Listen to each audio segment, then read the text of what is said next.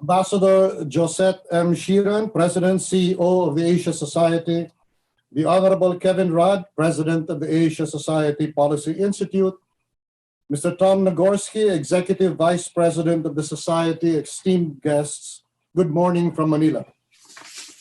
The annual talk at the Asia Society is a cherished hope and tradition during the UNGA High-Level Week. Last year, I enjoyed that privilege and had lots of fun. I was looking forward to the same this year. Instead, you invited my president. He must have seen my pleading look because he passed it on to me. Thanks, but it won't be the same. I miss New York, and I can't depend on media telling how things are really going in my city. The dry humor is still there. Andrew Cuomo asking, "What's this with the mask pulled down? A chin guard?" Let me inflict a little Camus on you. How could we, have given a thought to anything like plague, which rules out any future, cancels journeys, silences the exchange of views? But then there's Zoom. It works. You can pretend to listen while multitasking. It worked so well, I announced I'd cut the budget for travel. The groans in the department came as though from the first circle of hell. I used to be the Secretary of Foreign Affairs, but since COVID, I've become the Secretary of Repatriations of jobless overseas Filipinos, as well as of expatriations. We took it on ourselves to sweep up stranded foreigners. The Secretary of Tourism rolled up her sleeves, game to help the tourists get out, even if it shrunk her jurisdiction. I was told this was crazy until foreign governments started heaping praises. The pandemic is said to have caused the retreat of states into themselves. In the race for a vaccine, it has been a game of to each his own and of money trumps solidarity. Well, that's not how I've seen it. Here in ASEAN, the first reaction was, whatever it is, it's all over the place. We gotta help each other lick this thing wherever we find it. If we focus each on ourselves, the virus will be back with us. Leave no one behind or he'll turn up among us infected. Everyone safe or no one. Other countries and powers followed. One advanced country after another announced progress in finding the vaccine, and at the same time, committing to make it a public good. Did you notice that? It's a good world after all. I warned that the vaccine is a reverse weapon of mass destruction. If not delivered but withheld, people will die in droves. If denied or delayed to any country, the UN and multilateralism are finished. The virus can strike a country, debilitate its population, devastate its economy, but it cannot finish it off. It will survive to give vent to its fully justified hate in ways worse than we have seen. This time, it will be personal and not just ideological. 8 months into this crisis, the world is nowhere near a solution. Rather, the world has entered a second wave. Yet, it is not for want of trying. Sure, in the West, many won't submit to restrictions. Gotta admire the spirit of freedom at great personal risk. And when they're stricken, and when they sicken, they don't blame anyone except maybe China.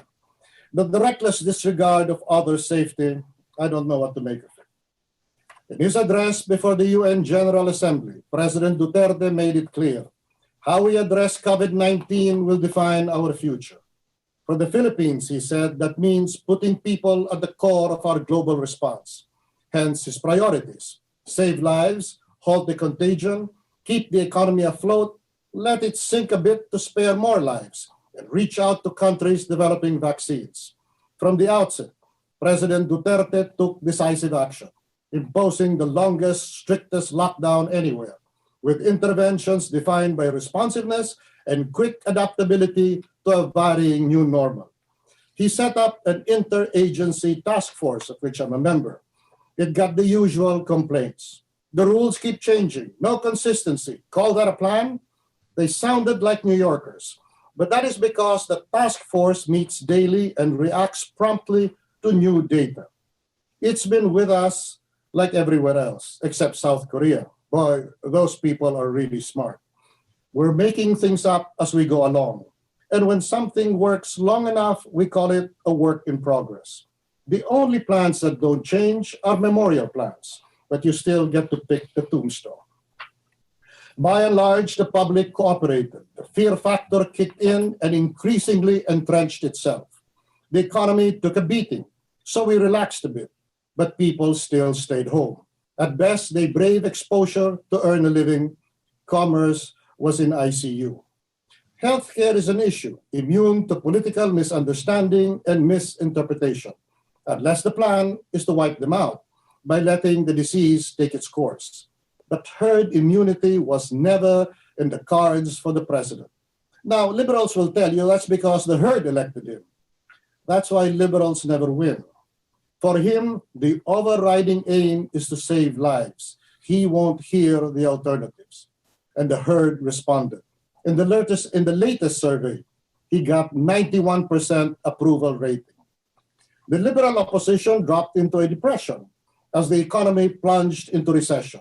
But strong economic fundamentals and sufficient fiscal space, generated by 3 administrations, including the present, put us in a strong position to take the beating. The pandemic inadvertently hastened our shift to a digital economy. That is regarded as good. The slogan is, "We'll build back better." I don't believe it. We will never build as well as we were complaining about, like needing scores of workers for tasks cheaper and faster done by a few computers and self-driven machines. The bad old days gave us more jobs and more prosperity that I can imagine recovering anytime soon, if ever. That's why, minus the pandemic, we'd never have gone so far digital as we have, just to keep going. The song's right. Things will never be as good as the way they were. It is no secret.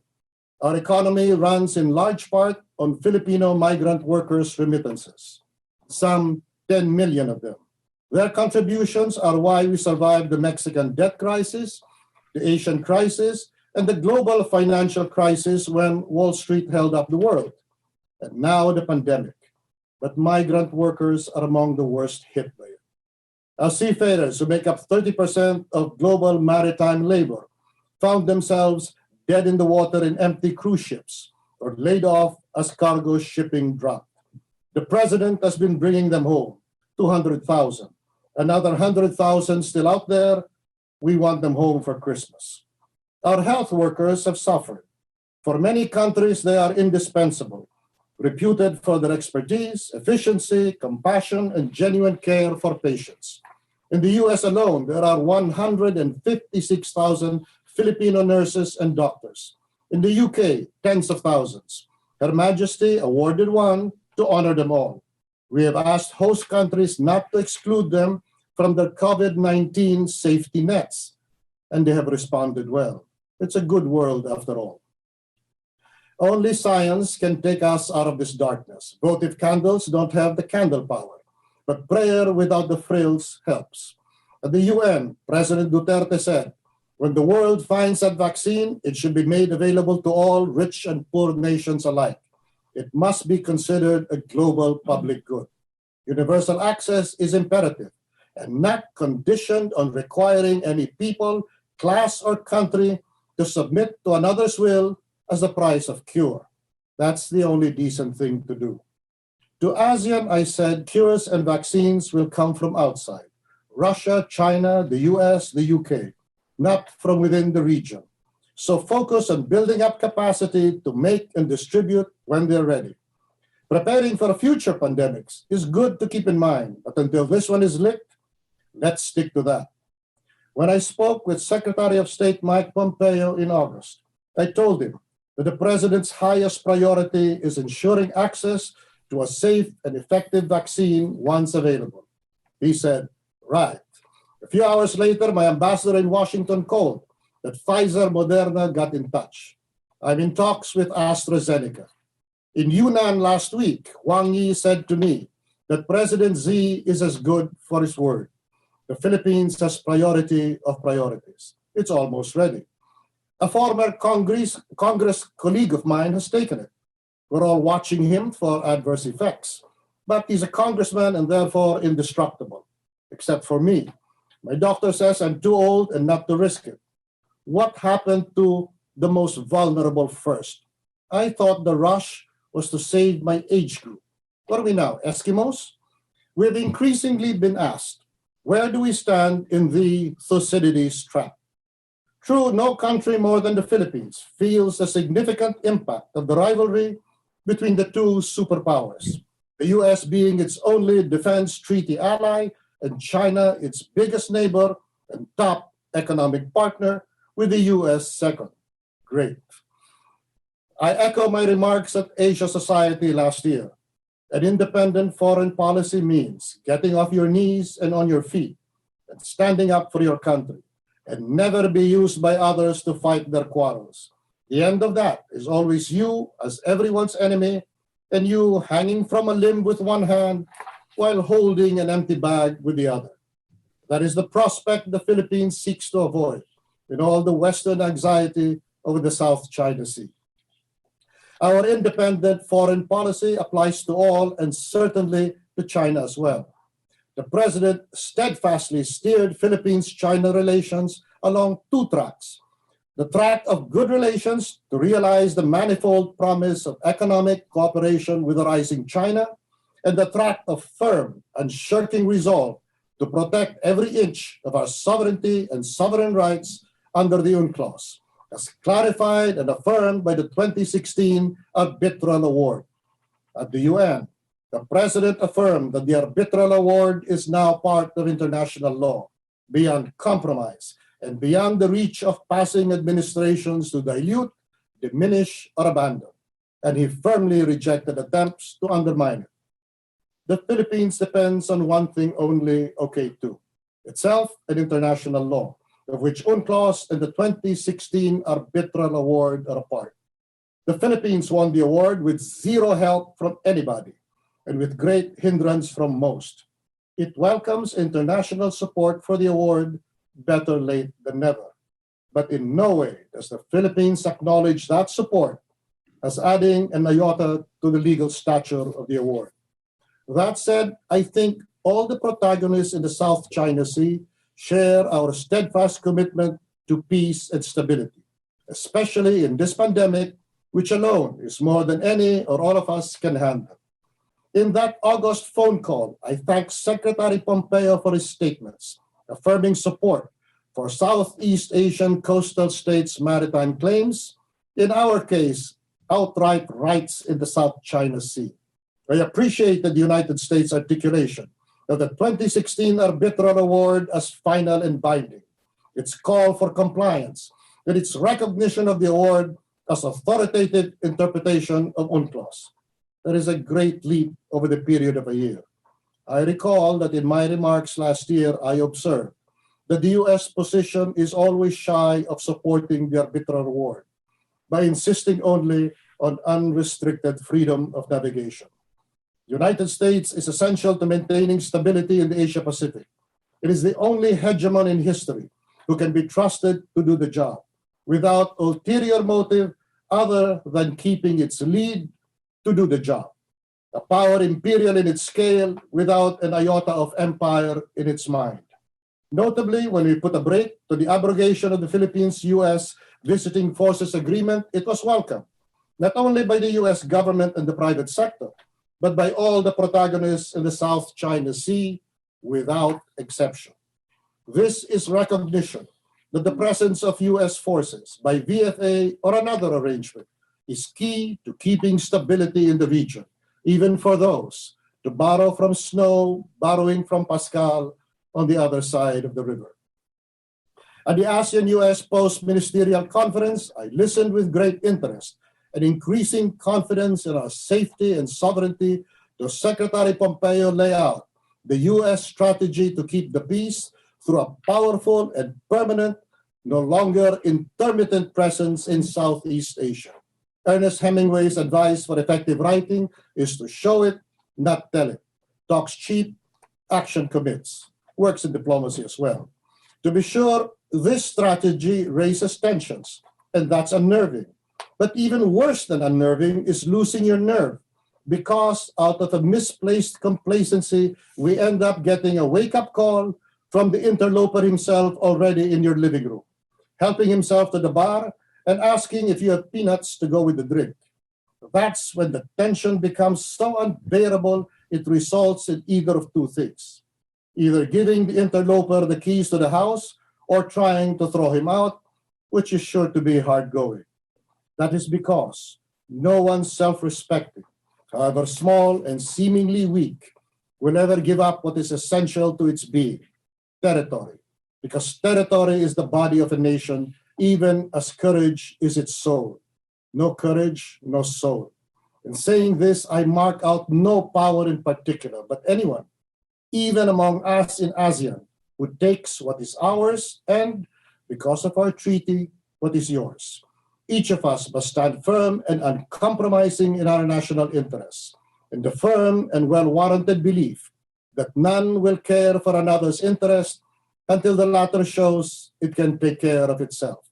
We can agree to disagree on that score, but we all agree that there is no other way but to settle the score. Despite COVID-19, and perhaps even because of COVID-19, China's ascendancy is beyond cavil, not just in Asia-Pacific, but worldwide. Graham Allison has added to the Thucydides trap a report that China is now the #1 economy in the world. I said that here last year, and I say it again. China has done more by its economies of scale to democratize consumption worldwide with products that would otherwise be limited to a better few, to the better off few. As Dave Chappelle quipped, take the jobs back home. You want to pay $9,800 for an iPhone? China is accused of imperialist ambition, as evidenced by the Belt and Road Initiative. But in Brussels, I said that if European imperialism had adopted the methods of so-called Chinese imperialism by throwing huge development projects at its prey, European empires would still be around. The question remains the same. Do we allow the reefs, with the conflicts they generate, to get in the way of eating of that buffet? The answer is a quiet but firm no. We're finding ways to keep our cake and have the other one too. That said, Gandhi said, consistency is the bugbear of small minds. Some of my views, and perhaps the very angle from which those views come, may change after I finish reading General McMaster's Battlegrounds, the Fight to Defend the Free World. I had the honor to meet and listen to him in the White House. He is arguably the best military mind since Harry Summers on strategy, both equally lucid and crystal in their presentations. Thank you. Well, thank you, Mr. Secretary. You are certainly as lucid and candid a speaker as I think we have on this platform, certainly in terms of public officials, and we appreciate that candor. I must say, I also appreciate, I know that you are the first leader we have ever had who has quoted Camus, Hemingway, and Dave Chappelle. So that's, we appreciate just the range you've given us. I was going to start actually with some questions about the pandemic where you began, but maybe it's best just because you've put so much on the plate and left us with, as you say, the having your cake and eating it too in terms of the China relationship. Maybe while that's fresh, we keep it there for a moment. I was struck already by the president's remarks in terms of what seems to be this balance that you have now articulated in your own way, sir, of the, as you described, the track of good relations on the economy. And then I think you said firm, unshirking resolve in terms of the territorial issues in the South China Sea. So you speak about the need to settle the score in the South China Sea, but then you also have words of praise for China on the economy. Your president, on the one hand, spoke at the UN or to the UN General Assembly about the arbitral award as having been, quote, a triumph of reason over rashness, of law over disorder, of amity over ambition. But then in his, I think it was his State of the Nation address, just a bit prior to that, seemed to be almost resigned to the fact that the territorial advances by China had been made. One more quote, he said, China is claiming it, we are claiming it, China has the arms, we do not have it. It's as simple as that.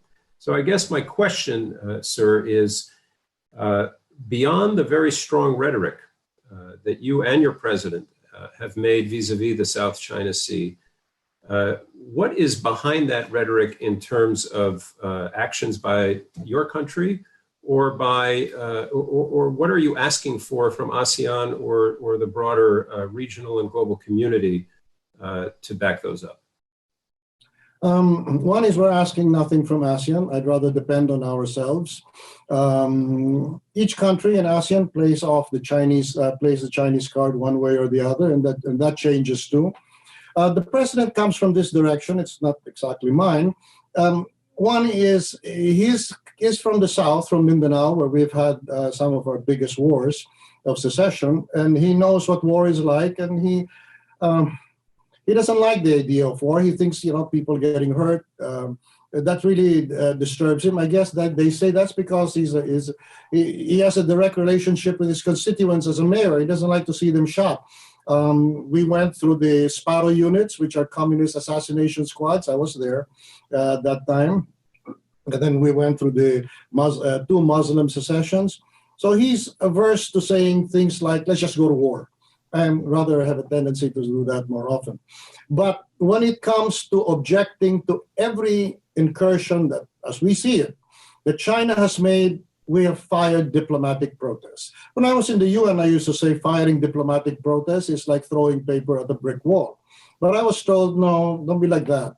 It has a significance in international law. Once you let one infraction pass, then it establishes a bad precedent, which gives the world an excuse to yield you to the stronger and richer powers. So don't give them an excuse.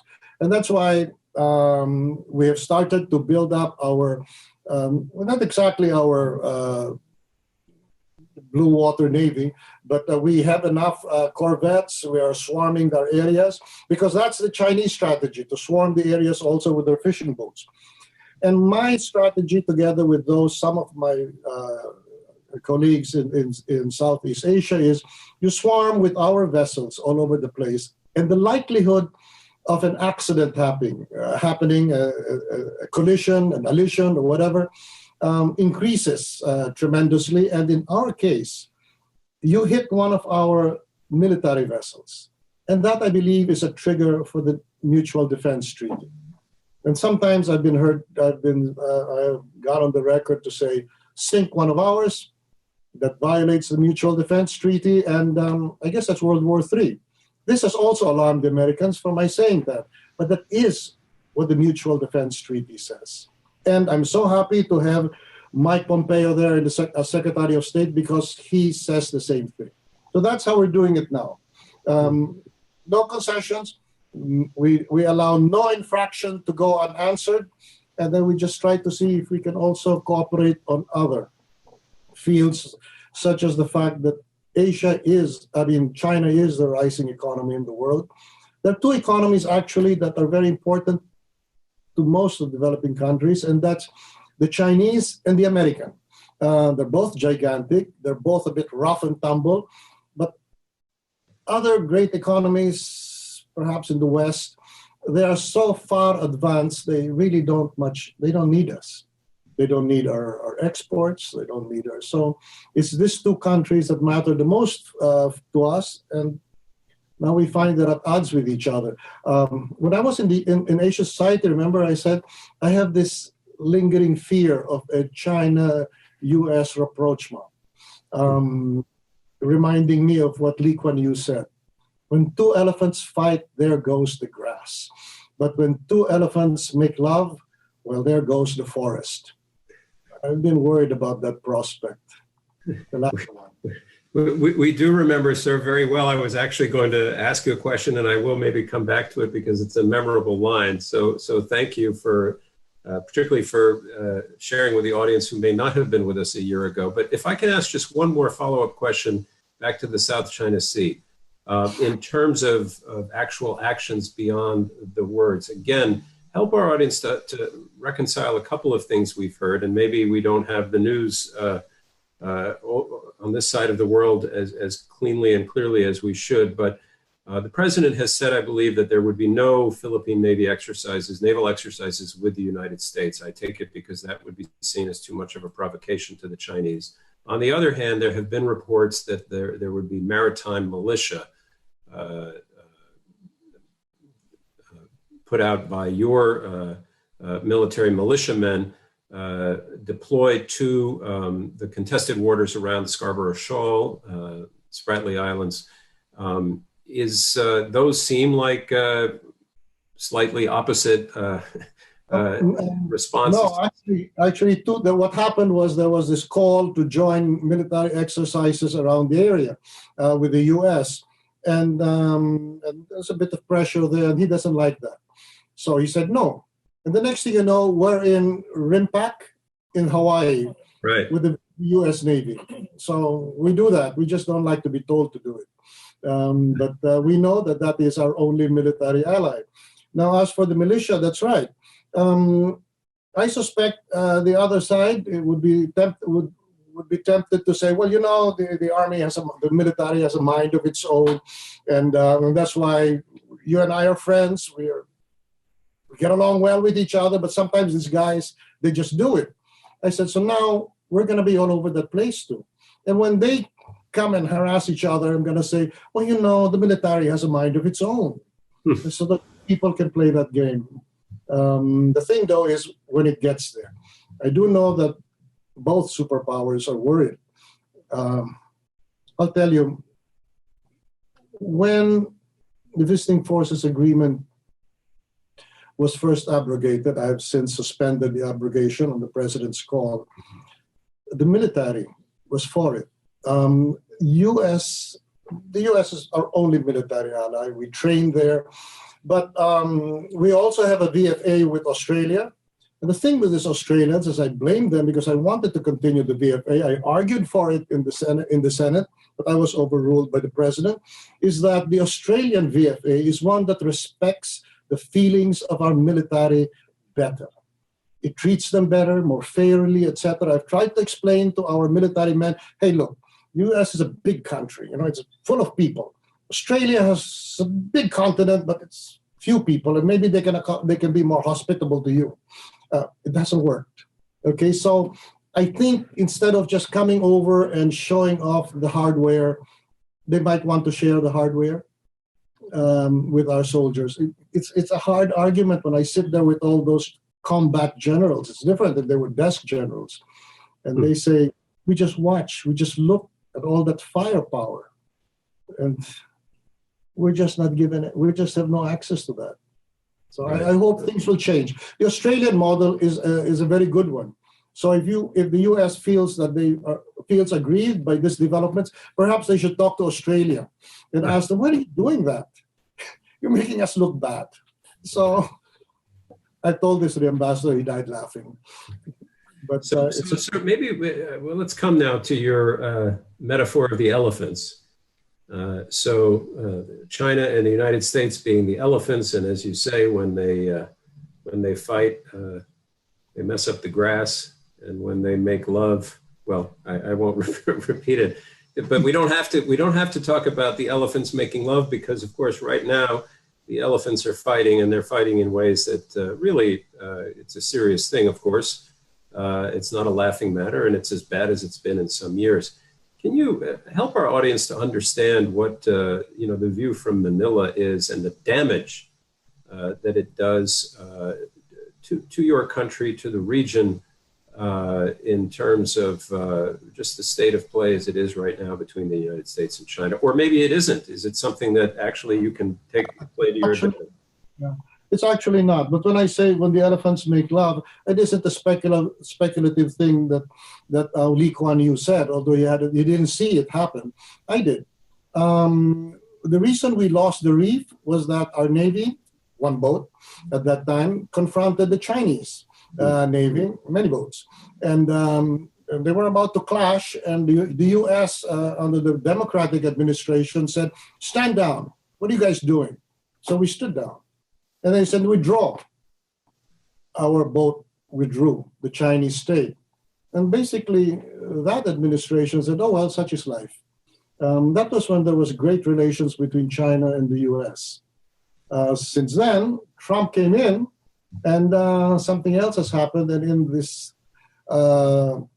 confrontation, I think as ants in the grass, a bit safer. I'm sorry, Standoff between two great powers. a bit safer, you said? A bit safer in the sense that you don't have one dominating the other. As I said, we need the U.S. presence in Southeast Asia. We are, for example, negotiating a code of conduct, what happens in the South China Sea with China. But one of the demands is always, well, let's keep Western powers, non-regional powers out of it. No. I said, no, that's not in the cards. We can come up with rules on how we conduct our maritime, our ships, our shipping, our naval vessels, etc., conduct themselves in the South China Sea, what to do, what not to do. If accidents happen, what are the recourse? But it's better to have the United States there. And I always say the United States. They always say, sometimes the tendency is to say Western powers. But I don't know about European powers. I'd rather depend on the United States. The Europeans have their own interests. And as you know, they're very closely linked with the Chinese economy as well. Oh, by the way, I just read something that came out. The German intelligence chief said China is out to dominate the world with its sophisticated technology, superb products. Jesus, there was a time when I thought a threat was to dominate the world with militaries, with navies, with air forces, with land armies. Now it's smarts in products. If it's going to go down that road, I don't know if I'm going to go down that road with them. Well, that the German report is not the first, as I'm sure you know, to make that point. Mr. Secretary, let's maybe come back to where you began with the coronavirus. And I was struck by, most officials who come to this platform speak about, the experience they've had, as you did in mentioning the task force. But you and your president have both been very strong on a different point, which we don't hear so often, which is the question of when the vaccine, assuming it will come soon, and that there would be an equitable distribution of it.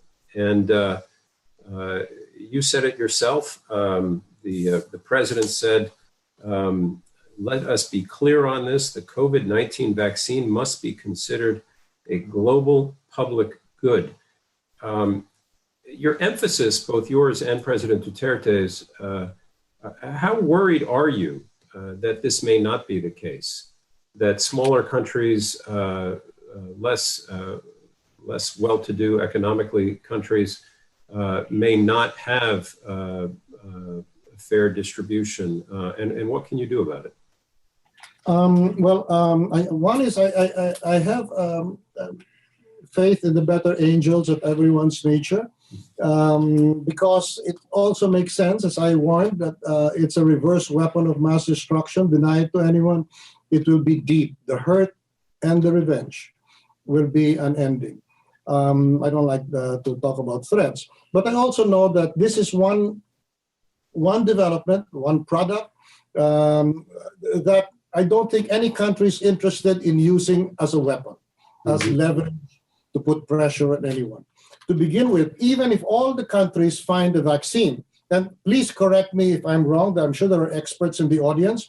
I said, I don't think any of those countries would risk eternal ignominy by deploying it before it is completely tested within reasonable limits. There will always be some risk that it won't work or it's not suitable. But to the best of their ability, they will make sure it's safe. But even if you had all of them participating, we have 6 billion people on this planet. We have 110 million people in my country.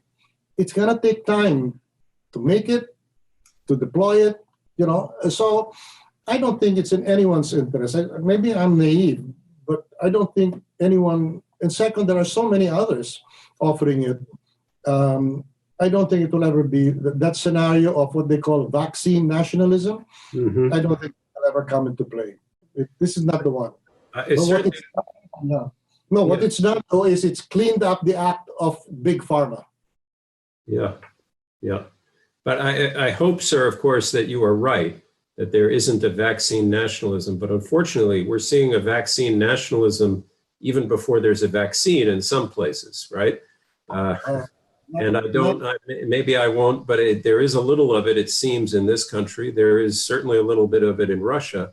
But so help our audience maybe to understand what can a country the size of the Philippines, and of course there are many in that category, what can your country do to assure that that there is that equity, or perhaps to put yourself, if not at the head of the line, at least in a fair place? I mean, we don't have too many recent precedents for this, right? No.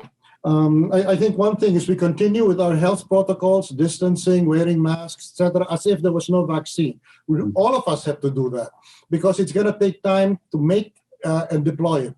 I do know, for example, that, for example, the United States, and I understand other countries, have already put up facilities to make the vaccine in mass once it's fully tried, developed, and tested. And I was told by Mike Pompeo, says Pfizer, Moderna has got the plants going up already. And you know what? If it turns out that vaccine doesn't work, they'll take the loss, they'll take the hit. And that's really, these are businessmen, and that's how they think. If we find it, we're ready to deploy it. I just don't see you, but you tell me, you're the ones with a broader and more searching look at the world, that there are cases like that. I don't see it. I can't imagine anyone risking what Morgenthau calls their prestige on something like that. I mean, I don't know, but certainly they will be the pariahs of the world. No, I mean, we certainly are no experts, Secretary, but all I can say to that is we very regularly have had throughout this year public health officials on this platform, and it seems that it's in the last month or two that they have gone from the things they have been saying for months about which countries have done well, which countries have not done well, and so forth, to looking forward. And they have the concern you do, which is to make sure that the vaccine deployment, if you will, is number one, safe, it's not premature, it's not used for political ends, and then ultimately that there is an equity there. And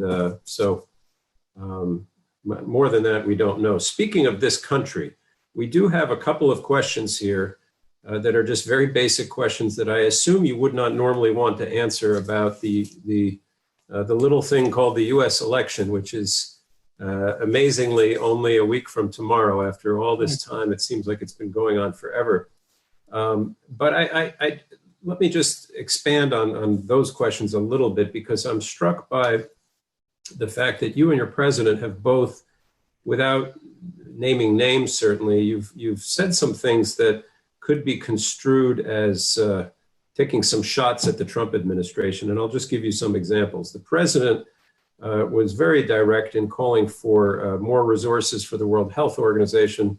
Trump administration is as you know, has very publicly cut funding for the WHO and criticized them. You said about COVID, only science can take us out of the darkness.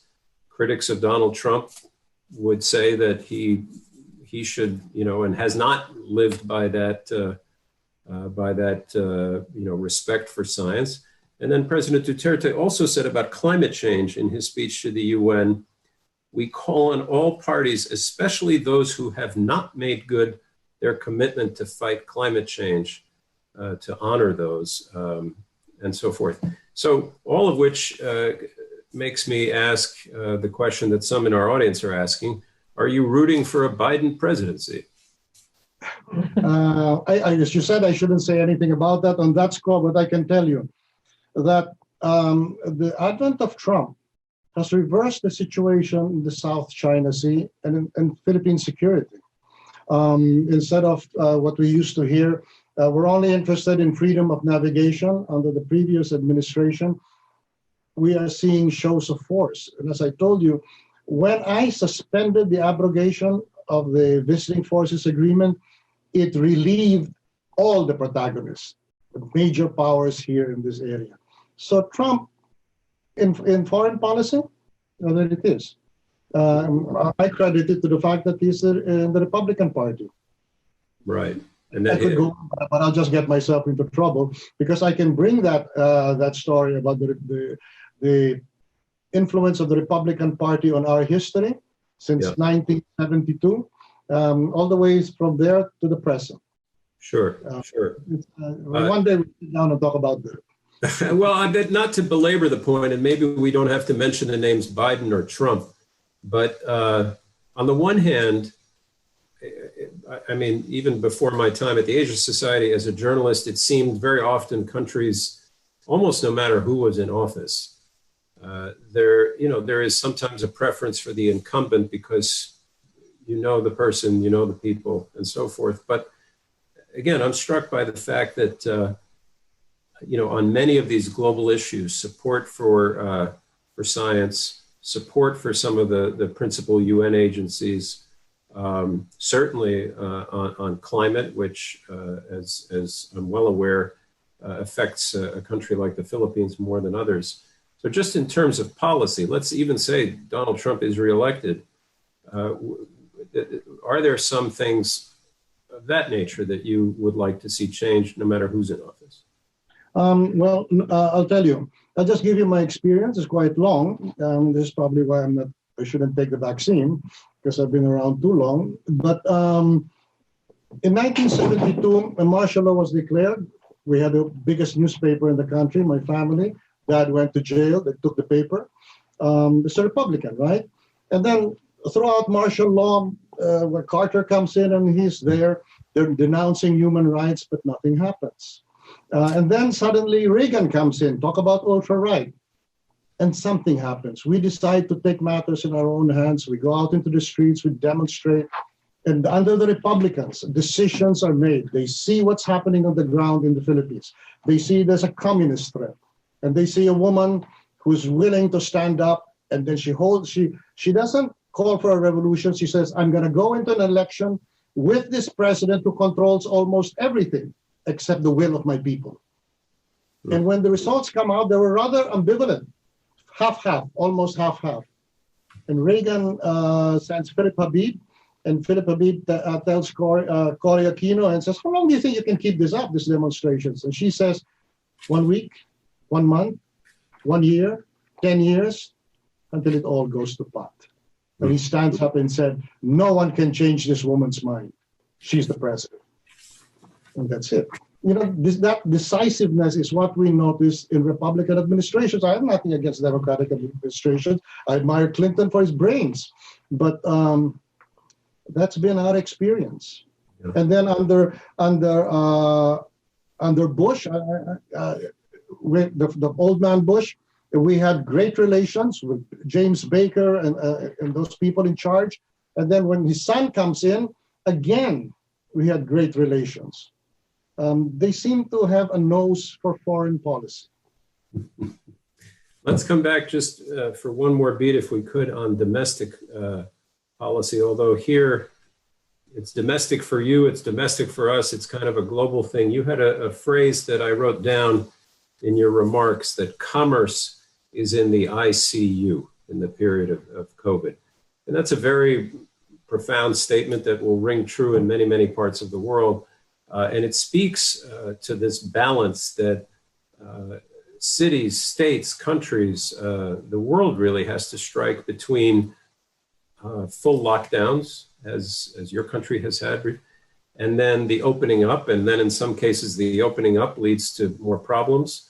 I noticed that just in the last period, I believe the Philippines is about to start allowing foreign nationals back in with greater regularity, and some Filipino travelers to leave without the antigen tests that they were requiring.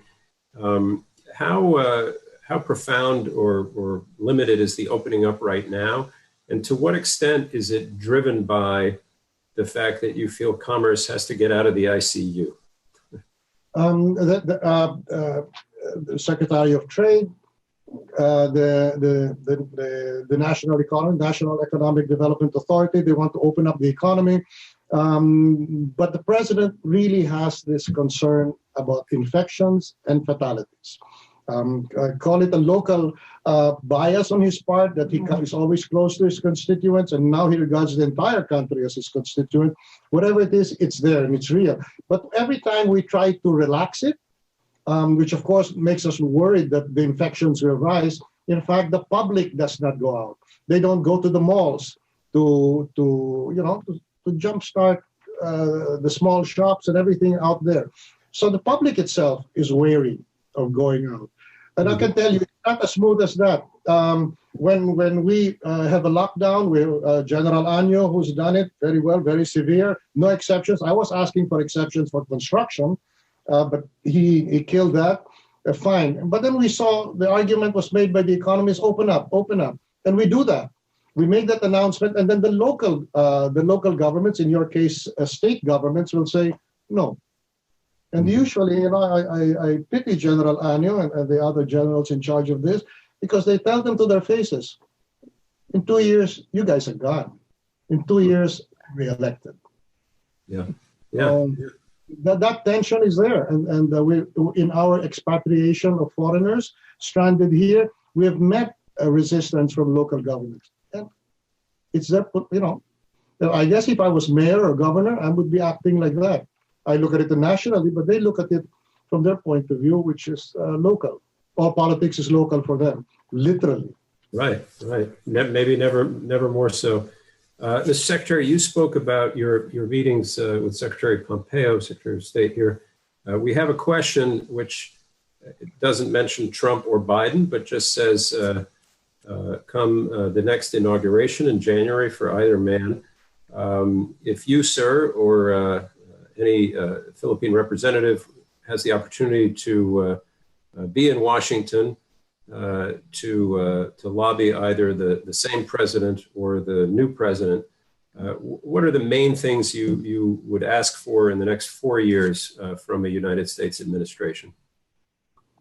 Well, in the circumstances, we've gotten, I suppose, more military aid to build up our external defense. We're getting that, though, from Japan. Japan has been very proactive. We're getting it from Korea as well. They've given us two Navy ships already, firsthand. So perhaps the United States could chip in, because an external defense, a strong one, is probably the best, together with the U.S. Mutual Defense Treaty, is the best deterrent to any foolish actions in the South China Sea. But on the other hand, I know that there are also opinions within the U.S. Defense and foreign policy establishment to say, you don't want to give those guys, the sort of hardware where they can get reckless and perhaps provoke something. Right. I've heard that before. I mean, when I started in government in the palace in 1986, we don't know. I remember when Mrs. Aquino was told by conservative American opinion, you're too soft on communists. And so she went to Washington and she sat with Weinberger and she said, and therefore I'm going to ask you, because I've tried the peace to be prepared in case the peace talks fail. She said, I'd like to ask you for 10 attack helicopters per region. And he says, how many regions do you have? 13. 130? He says, you think we have these things on a grocery shelf? My God, why don't you try peace talks instead? You know what I mean? That's where I come from. Perhaps things will change, but so far, it's almost half my life. That's what I've been getting. Go to war with the communists, and then, are you crazy? 130 attack helicopters? Try peace talks. Right. But I'm sure sooner or later. So maybe let's spin the question from the viewer that I just asked you, and let's take it to Beijing. You also mentioned your counterpart in Beijing, Wang Yi, who has been there in that position longer than you've been in yours, I guess. as the calendar turns and we move to 2021, again, whatever's going on in Washington, what is your ask of the Chinese? I mean, I know what the big ask, but what's a reasonable ask that might actually get somewhere with the Chinese? In order to let time pass, how about trying to keep your boats from colliding with ours, sinking fishing boats, and creating these incidents? That would help. So we can continue to talk for ways to cooperate around this issue. I told the head of the publisher or the editor of the Global Times, I believe that's the PLA newspaper. Yes. And he asked me to explain what the situation is. I said, the avenue of Philippine-China cooperation is really broad. I mean, it's a real highway. But right in the center of that is a pebble. That pebble is the reef that you took. And you know what? Going down that broad highway, we're going to stumble on that pebble. Mm-hmm. And everything's going to go to pot. This is so. That's basically my attitude with them, and they take it when they say. The one thing though that annoys me, but you guys are the experts here. You tell me if my answer is correct. So I insist it's ours. I insist on the arbitral award. I insist that you can't say the reef is really an ancient claim because you just reclaimed it 2 years ago. You can't do that. And then China answers back and says, no, it's ours, etc. And there are critics in Manila who say, you can't let them say that. I said, what do you mean I can't let them say that? It's a free world. They can say what they want. I'm saying what I want, except I'm saying it with all the backing of international law. But they can say what they want. I'm not going to get angry over that. I'm going to get angry if they act on it. Right. That's reasonable. Well, Mr. Secretary, I'm mindful of the time, but all of this reminds me, and I think it must be 4 years ago now, I had the privilege of meeting, I believe his name is Justice Carpio, who brought the case that we've been talking about and that led to this this ruling. And so I'm afraid on behalf of the Asia Society, we never take positions. So I would dodge your question just now, except to say that, that conversation was, and the presentation he made, which still lives somewhere on our website, was for us very valuable, for our audience very valuable, and I guess was, in a way, a first draft of history because it hadn't yet been formally presented, and of course the ruling hadn't happened. My last question for you on your interesting and strong, powerful metaphor about the pebble on the highway. You said you gave that example to a journalist. Have you given that same metaphor to your Chinese counterpart? I told it to the publisher of the military newspaper, and that got around. And to be fair, the report came out in the military newspaper about what I said. Yes, this may be a vain hope, but I think that ever since that incident where the United States allowed China to take the reef, what happened when they started reclaiming that was that all the countries of Southeast Asia, which were open, of course, to Chinese generosity, suddenly had an excuse. I'm not saying that suddenly, we're alarmed, but had an excuse to show alarm and say, I don't care how much you give us. This is really what you're aiming for. It's been counterproductive. And I hope the time will come when China will realize that sandbar isn't worth all the loss of goodwill we've incurred since we made it, since we took it, reclaimed it.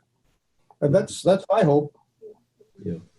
Well, I hope it's not a vain hope, sir. And I want to say on behalf of our audience, on behalf of all my colleagues at the Asia Society, you have a great gift for candor and somehow even for some humor along the way, even though these aren't funny subjects. And we appreciate that. The time goes very quickly speaking with you.